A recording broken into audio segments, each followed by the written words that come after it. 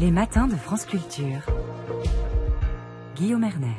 Le 7 janvier 2015, la rédaction de Charlie Hebdo était prise d'assaut par 2 terroristes parce que Charlie Hebdo avait simplement exercé la liberté d'expression, sa liberté d'expression.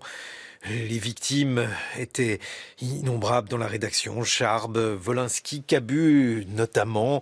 L'attentat fera 12 morts, 8 membres donc de cette rédaction. 2 jours plus tard, c'est un hyper-cachère qui était pris pour cible par un autre terroriste à Paris, faisant 4 victimes 9 ans après. Pourquoi la liberté d'expression et la laïcité sont-elles toujours sujettes à débat? Quelles leçons n'avons-nous pas réussi à tirer de ce drame? Pour le comprendre, nous sommes en compagnie de l'avocat de Charlie Hebdo, maître Richard Malka. Bonjour. Richard Malka, ce jour-là, que reste-t-il dans votre mémoire à son sujet? Ça brasse beaucoup de sentiments quand je repense à ce jour-là, et j'y repense souvent, et il y a eu un hommage avant-hier. Il y a de la colère, évidemment, toujours. Il y a de la tristesse, il y a une envie de combattre, il y a une blessure. Mais il y a surtout du manque, en fait. Il y a du manque des éclats de rire de Charb, de l'espièglerie de Wolinski, de la tendresse de Cabu, de la bonne humeur de Tinius. Il y a une famille disparue qui manque. Il y a une tribu qui avait pour mission, parce que c'est ça, Charlie, de briser des tabous, de briser des dogmes. Et la religion fait partie des dogmes les plus persistants. Et les dogmes, il faut les briser, parce que les dogmes, ça tombe toujours sur des hommes qui en font des instruments de terreur et des instruments de pouvoir. Et ça manque, tout ça. Et puis ce qui manque aussi pour moi, c'est, dans ma vie, c'est ce temps, c'est une époque de légèreté et de joie, de gaieté. Il y a un avant et un après sous cet angle-là. Il y avait eu des menaces contre Charlie Hebdo auparavant. Celles-ci n'avaient pas été prises au sérieux, suffisamment prises au sérieux, Richard Malka? Je sais pas, vous savez, c'est facile de faire l'histoire a posteriori. Il y avait eu des menaces, évidemment, mais il n'y avait jamais eu d'attentat de ce type-là. Alors on peut toujours dire après que la sécurité n'était pas suffisante, mais il y a que un seul responsable, et pas 2. C'est ceux qui tuent. Et derrière, ce sont les idées qui motivent ceux qui tuent. Justement, ces idées, est-ce qu'elles ont été analysées depuis ces 8 ans? Qu'est-ce qui s'est passé depuis cet attentat en la matière? Est-ce que vous avez l'impression que la France est toujours Charlie? Est-ce qu'au contraire, ce mot d'ordre est devenu un mot d'ordre de plus en plus lointain, Richard Malka? En fait, la question que vous posez, c'est celle, au fond, si on creuse, et si on dit les choses, c'est celle de la place de la religion, de la relation entre la religion et la raison. C'est de ça dont on parle. De la religion qui devient politique et dogmatique, comme je vous le disais, qui donc veut imposer sa loi. C'est comment ça s'articule avec l'universalisme, avec l'humanisme, avec les libertés. Et non, on n'a pas été au fond de ces questions-là, parce que souvent on nomme mal, parce qu'on n'ose pas nommer, parce que on veut pas aller au fond des choses, parce que il y a des postures ou des caricatures idéologiques aussi de part et d'autre d'ailleurs. Donc non, je crois pas qu'on ait traité ces questions en allant au fond des choses. Vous êtes revenu justement sur cette relation à Dieu dans Le droit d'emmerder Dieu, publié chez Grasset, puis traité sur l'intolérance également chez Grasset. Est-ce que ça signifie justement que ces relations à Dieu, elles sont aujourd'hui mal engagées pour un pays laïque? Qu'est-ce qu'il faudrait faire, Richard Malka? Il y a clairement une poussée religieuse et un prosélytisme religieux. Et moi, ça me fait peur. Vous l'observez comment? En quoi aujourd'hui? Mais vous savez, d'abord, j'ai pas une hostilité comme ça, un peu bête et méchante à l'égard des religions. J'ai parfaitement conscience qu'on a besoin de transcendance, de sens, d'aller de plus grand que soi, et que sur toute une partie de la planète, la vie est tellement dure qu'on a besoin de croire en un au-delà qui le serait moins, et que par ailleurs, pour des centaines de millions de croyants, la religion n'est pas du tout contraire à la raison, que c'est quasiment une religion sans Dieu, que c'est métaphorique, on ne pense pas que Moïse a ouvert la mer en deux, ou que Jésus a été ressuscité, mais que c'est une éthique, une spiritualité, une éthique de vie, et c'est très bien ainsi. Le problème, c'est que la religion, c'est quelque chose qui doit se vivre de manière intime, personnelle, spirituelle, que l'on pourrait considérer que l'humanité est arrivée aussi à l'âge de la raison, où la transcendance pourrait être précisément la raison, plutôt que de l'irrationalité. Peut-être que l'on pourrait considérer que il faut se méfier et en aucun cas avoir un respect obligatoire à l'égard des religions, parce que sinon elles se transforment en superstition, en idolâtrie ou en dogme, et elles veulent nous dicter comment vivre. Et on le voit tellement souvent, on le voit à l'école. Il y a quelques semaines, des élèves refusaient de voir un tableau du XVIIIe siècle. Mais on le voit à travers la liberté d'expression, qui est considérée offensante. On le voit au travers de tellement de sujets. Oui, il y a une absence de complexe à retrouver à l'égard de la critique de la religion. Richard Malka, vous avez distingué dans vos discours et dans vos écrits deux types d'islam. Que sont ces deux types d'islam? Comment ça s'articule aujourd'hui dans le débat public? Il y a un islam, effectivement, que je suis reparti jusqu'au 8e siècle, et il y a un islam de la raison précisément. Mais il date de la première école de pensée, les Mutazilites, qui considéraient que la raison devait être le premier fondement de l'islam, et donc la liberté humaine, le libre arbitre, et pas la soumission. Et pas l'obéissance sans réflexion, et pas le fait que la religion devait être figée une fois pour toutes au 8e siècle et ne devait jamais évoluer, être commentée et être interprétée, parce qu'en réalité, elle est toujours interprétée. Et en réalité, malheureusement, ce que l'on voit depuis maintenant un moment, c'est qu'elle est interprétée par des politiques, et qu'elle devient un instrument de pouvoir, et qu'elle est alimentée par les courants les plus fanatiques depuis des décennies, le wahhabisme, le salafisme, c'est-à-dire le retour à un islam complètement figé et daté. Et tout ça fait que, et c'est la vision des frères musulmans très politique par ailleurs, et ces influences-là sont devenues dominantes. Et donc oui, il y a un islam philosophique, de la spiritualité, de la pensée, de l'ouverture, de la tolérance. Et puis il y a un islam, et malheureusement c'est celui qui devient dominant dans toute une partie du monde, qui est un islam de la soumission, de l'obéissance, du prosélytisme et de l'intervention dans tous les domaines de la vie privée, de la vie sociale, de la vie politique, parce que c'est Dieu qui commande. Et les autres monothéismes, parce que dans Charlie Hebdo, justement, il y a eu aussi de nombreuses autres caricatures. Qu'en est-il aujourd'hui Il y avait une étude qui avait été faite par des sociologues, qui avait été publiée par le journal Le Monde.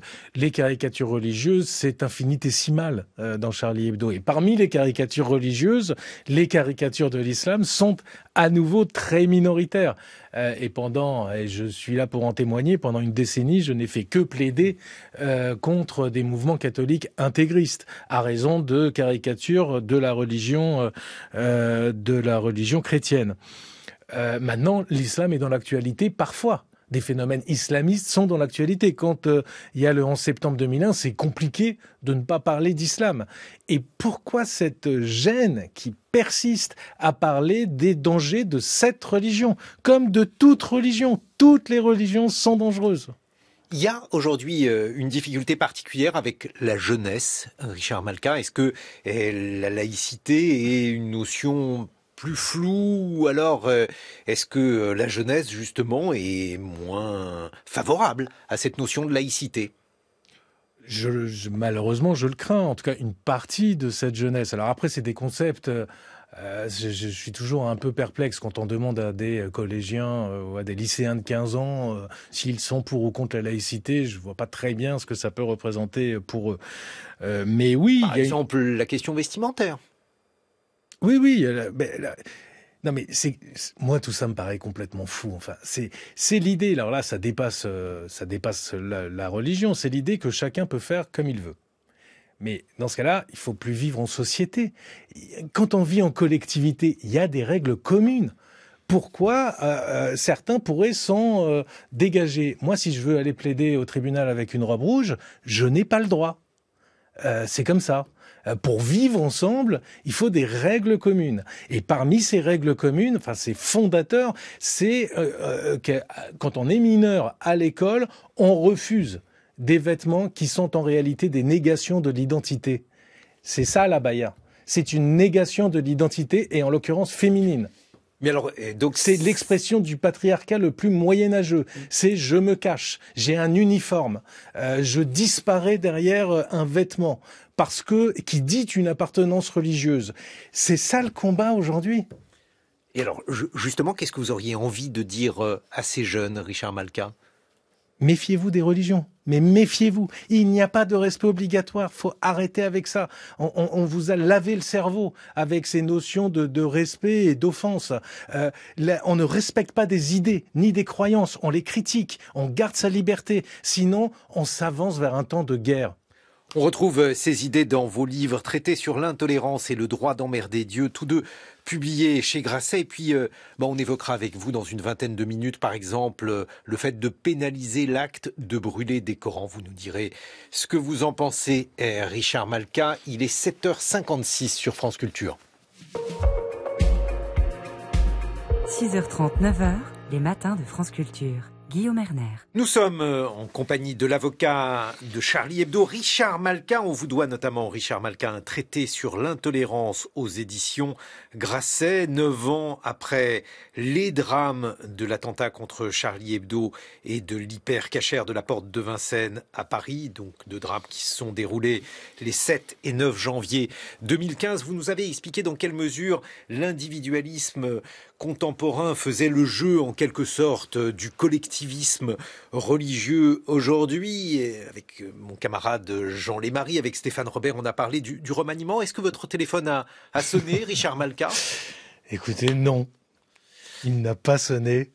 Et je crois avoir dit suffisamment que je n'étais pas du tout séduit par la politique pour qu'on finisse par m'oublier. Mais pourtant, votre combat est un combat politique, le combat de la laïcité. Et ma parole est politique, mais il y a plein de manières de faire de la politique.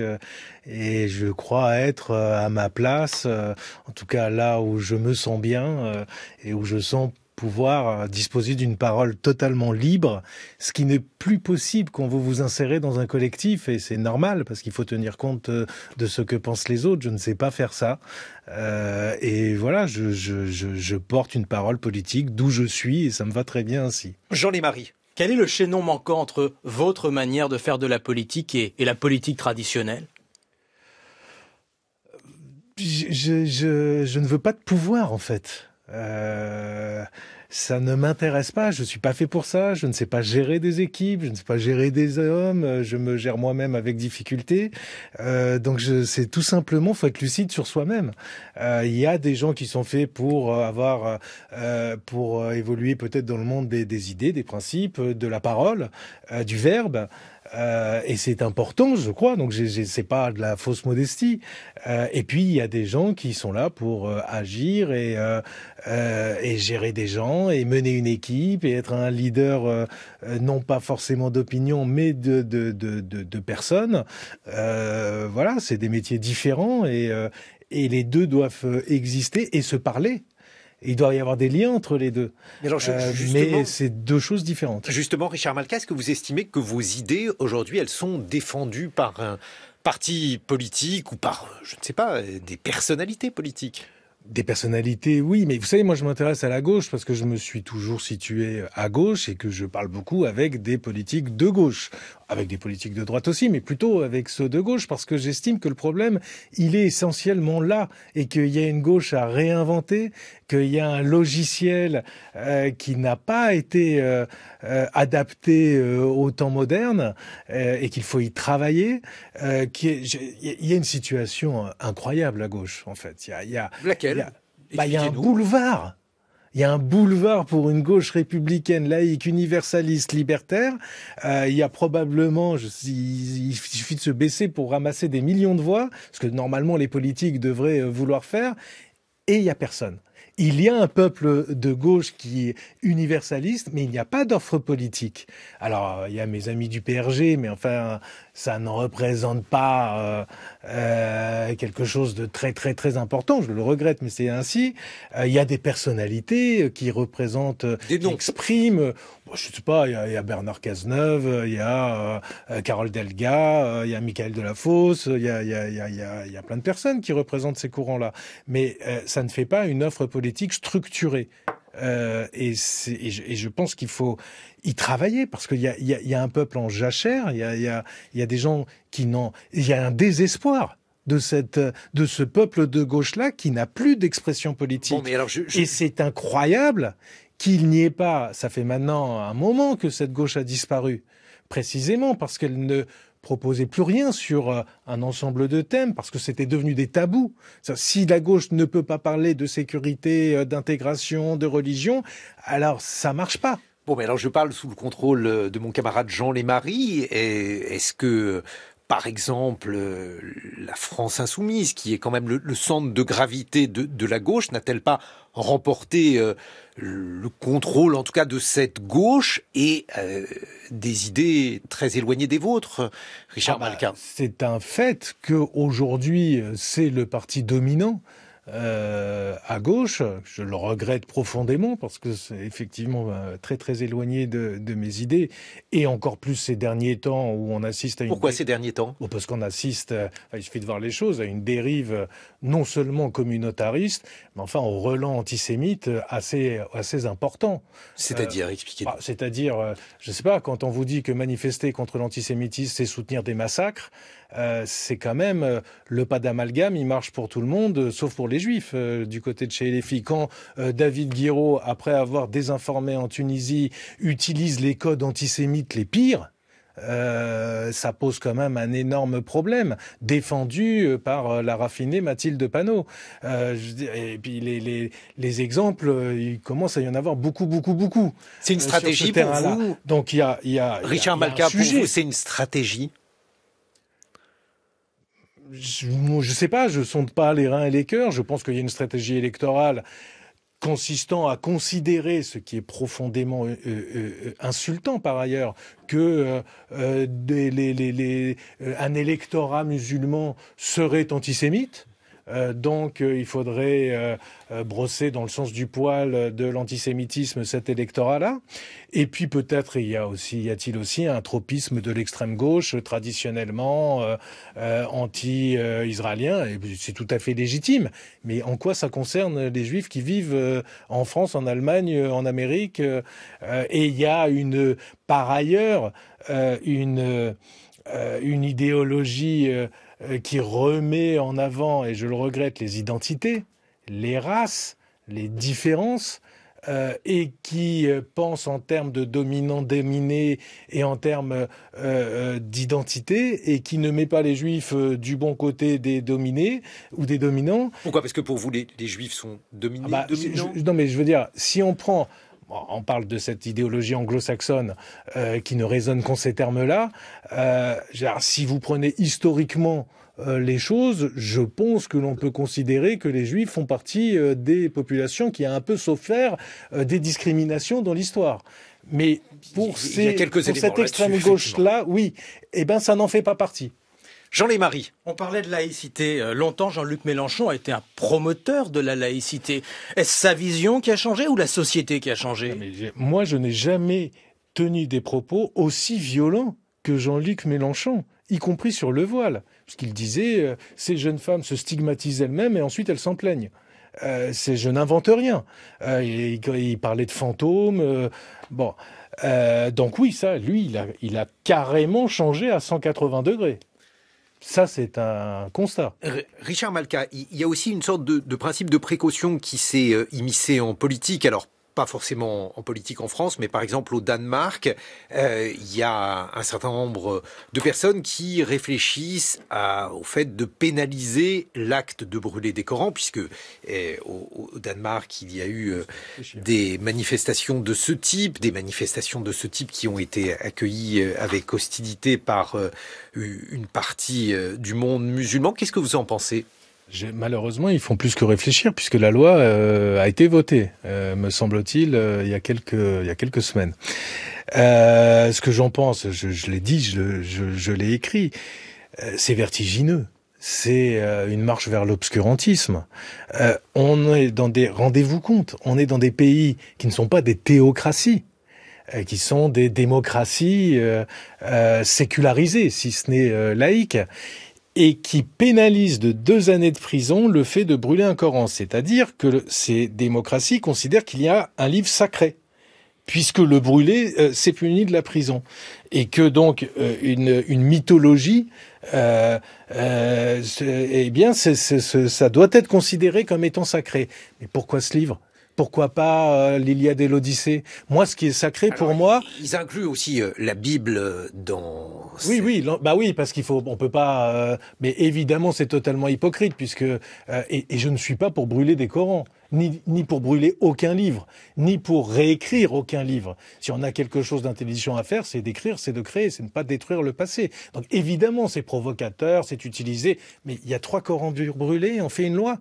Et moi, si c'est Harry Potter, ce que je considère comme sacré, je vais demander que si on brûle Harry Potter, ou Voltaire, ou l'Iliade et l'Odyssée, parce que ce sont des contes, mais tout ça. Justement, ce sont des légendes. Je me demandais, Richard Malka, ce que vous trouviez de sacré, puisque tout à l'heure, vous évoquiez... Moi, je ne demande pas qu'on mette en prison les gens qui brûlent des livres qui, pour moi, seraient sacrés. Mais vous, votre sacré, puisque le problème des laïcs, c'est une réflexion qui dure depuis des décennies, elle a suscité des inquiétudes. C'était l'inquiétude de Durkheim qui se demandait comment la société allait tenir avec la laïcité, parce que la laïcité, oui, disait-il en substance, ne suffit pas à créer une société homogène. Vous, personnellement... Mais Durkheim avait complètement raison, et je crois que l'Occident est confronté à cette problématique-là, de la perte de repères religieux qui ont créé le collectif, en fait, pendant des millénaires. Et avec le recul du christianisme en particulier, puisque c'est la religion de l'Europe occidentale, et ben effectivement il y a une perte de repères. Et donc qu'est-ce qui fait encore collectif ? Qu'est-ce qui nous unit ? Et la laïcité n'a pas remplacé la religion, puisque ce n'est pas une religion. Et là, il y a une évolution humaine, et c'est mon combat. Enfin, c'est à ça que j'essaie de travailler, avec bien d'autres, pour qu'il y ait une transcendance qui ne soit pas religieuse, qui prenne, mais on n'y est pas. Et Nietzsche a déclaré la mort des religions un peu trop tôt. On n'y est pas. Mais alors justement, est-ce que dans cette période de vacances, si on l'appelle ainsi, Richard Malka, le fait de ne pas offenser, ça par exemple, ça pourrait être un slogan fédérateur. Ça c'est la pire des religions, ça. Ne pas offenser. Mais parce qu'une idée qui ne peut pas être critiquée devient un dogme, une idolâtrie, une superstition, et donc un instrument de pouvoir. On ne doit pas offenser les personnes, mais pas ce à quoi elles croient. Et plus vous interdisez d'offenser ce à quoi elles croient, moins vous respectez les personnes. Bon, mais ça marche comme ça. Dans Charlie Hebdo, puisque vous êtes l'avocat de Charlie Hebdo, il y a parfois des caricatures qui sont jugées offensantes pour des personnes, y compris un pape décapité, par exemple. Mais oui, non, mais en 30 ans, il y a eu quelques dérapages, il y a eu 3 ou 4 condamnations, et d'ailleurs, Charlie Hebdo les a acceptés, et nous les avons acceptés, et souvent nous n'avons même pas fait appel, parce qu'effectivement, la caricature, c'est un art délicat. On est toujours un peu sur le fil. Donc, il est arrivé à 3 ou 4 reprises que la caricature soit tombée du mauvais côté, mais c'est extrêmement rare. Mais justement, est-ce que ce fait-là, cette nouvelle sensibilité des modernes, puisque c'est quelque chose qui existait beaucoup moins auparavant, cette manière aussi de ne pas comprendre des caricatures. Charlie Hebdo le fait assez souvent. Il y a des tutos dans Charlie pour comprendre comment lire une caricature de presse. Ça, c'est quand même un signe des temps, Richard Malka. L'allergie aux caricatures et aux dessins de presse, ah oui, c'est un signe des temps. Peut-être aussi une vraie incapacité à les lire, pas seulement une manière de les instrumentaliser. Il n'y avait pas plus d'éducation à la caricature dans les années 70, dans les années 80 ou dans les années 90. Non, il y a un refus de voir remise en cause ce à quoi on croit. Parce qu'on a intégré ça à son identité. C'est le pire qui puisse se passer. Parce que si votre identité devient religieuse, par exemple, à ce moment-là, il n'y a plus de critique possible. Puisque vous considérez que toute critique est une critique contre vous. Non, c'est pas contre vous. Si vous croyez que les licornes existent, je vais peut-être me moquer de votre croyance, mais pas de vous. À cette situation-là, c'est surajouté aujourd'hui la présence et l'importance des réseaux sociaux. Vous êtes également l'avocat de la jeune Mila, Richard Malka, dont la vie est devenue un enfer à cause des réseaux sociaux, à cause du harcèlement. Où en est-elle? Comment les choses se passent-elles? Si vous deviez justement nous présenter... Il ne m'appartient pas de dire comment elles se portent, mais par contre, je peux vous dire qu'il y a juste avant la fin de l'année, la Cour de cassation a rejeté une QPC qui avait été déposée contre la loi Schiappa sur le cyberharcèlement. Alors, il faut nous dire ce que voulait cette loi et...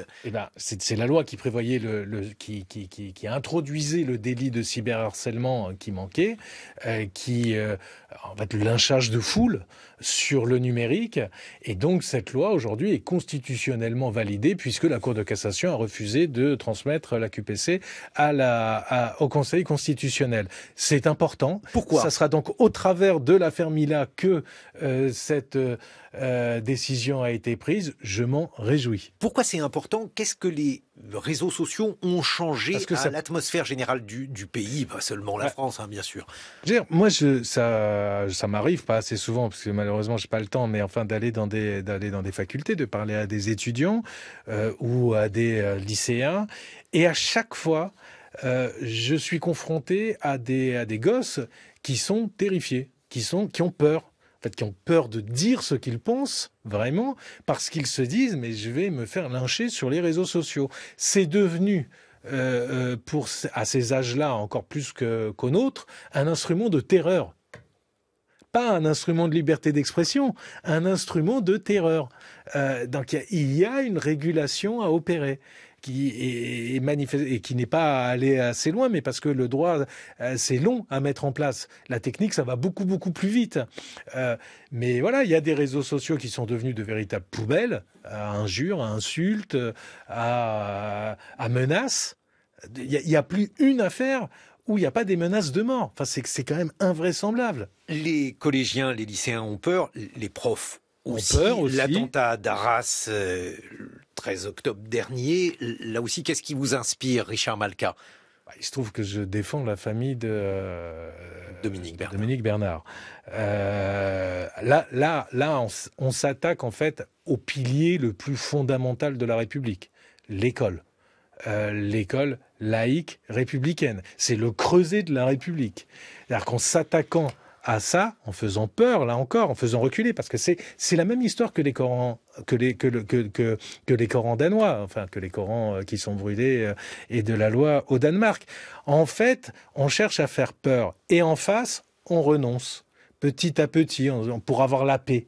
Alors, on brûle plus de Coran, ou on fait une loi, ou alors on renonce à enseigner les caricatures, ou on renonce à enseigner, pourquoi pas, le darwinisme, ou l'égalité des genres, et des sexes, et des sexualités, pour ne pas offenser, comme vous dites, pour respecter.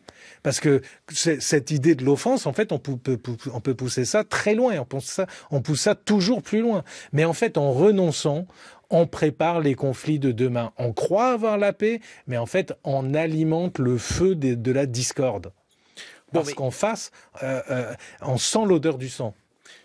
Justement, ce terroriste qui a tué Dominique Bernard, il a dit dans un enregistrement vidéo, Richard Malka, vous m'avez appris ce que sont la démocratie et les droits de l'homme, vous m'avez poussé vers l'enfer.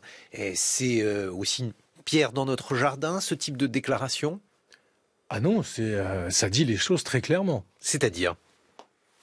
C'est-à-dire que il y a effectivement une philosophie, une idéologie de l'homme, de l'humain, des droits de l'homme et de l'humanisme. Et l'humanisme, ça doit être combatif. Et puis il y a une idéologie de non, c'est Dieu qui décide de tout.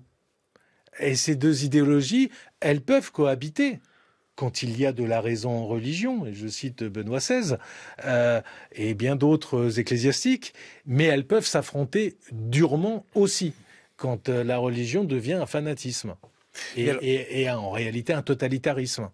Mais alors, ce qui est très étrange dans ce monde-ci, je veux dire dans le moment historique où nous sommes, c'est que la gauche, on pourrait parler aussi des intellectuels, par exemple de ce qui se passe aux États-Unis, c'est bien souvent la gauche qui défend les singularités religieuses et ceux qu'elle estime être des singularités minoritaires ou dominées, tandis que la droite, voire l'extrême droite, défend... Mais oui, mais c'est bizarre, hein. Et c'est tout le problème. Et c'est ce que j'évoquais tout à l'heure avec la nécessité du renouveau du logiciel de la gauche. Et puis si on parle de domination, comment ne pas parler des religions? Mais c'est impossible.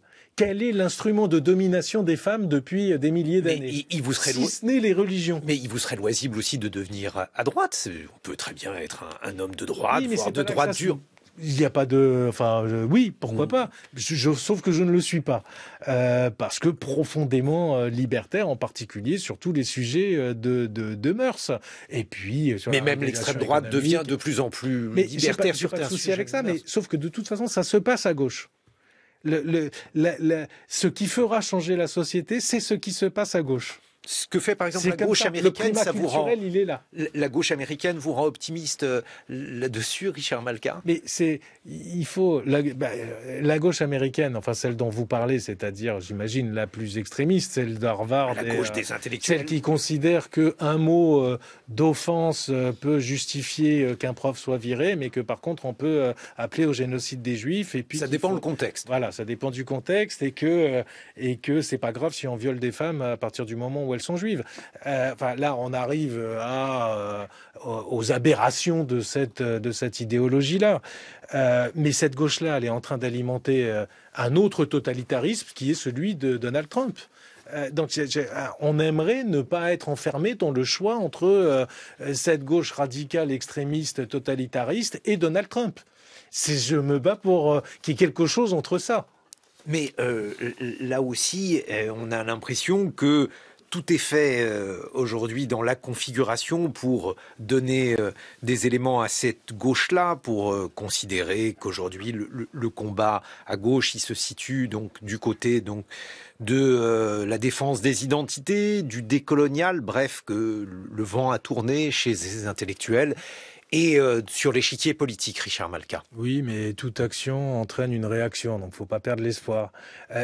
Ce mouvement-là sera confronté à ces aberrations, à un moment, à ces contradictions. Ça s'effondrera comme le stalinisme s'est effondré, comme le communisme dans ses pires versions s'est effondré. Je crois dans l'aspiration de l'humain, dans ses aspirations libertaires et dans son humanisme. Donc on passe un mauvais moment. Justement, en conclusion, qu'est-ce qui vous rend encore, si c'est le cas, optimiste, Richard Malka? Parce que nous avons brassé un certain nombre de sujets qui n'incitaient pas trop à l'optimisme. L'amour, évidemment. Et la beauté de la vie, et l'amitié, et voilà, il y a des choses merveilleuses tous les jours, et la bienveillance autour de soi, et l'intelligence, et la culture. Et ça existe aussi, ça va pas disparaître non plus. Donc, il faut garder espoir, mais surtout, il faut se battre. Et il ne faut jamais se laisser confisquer la parole. Et ça, je le dis en particulier aux jeunes gens. Bon, on va célébrer tout ça. Merci beaucoup, Richard Malka, d'avoir été avec nous. Traité sur l'intolérance, c'est l'ouvrage que vous avez notamment publié aux éditions Grasset.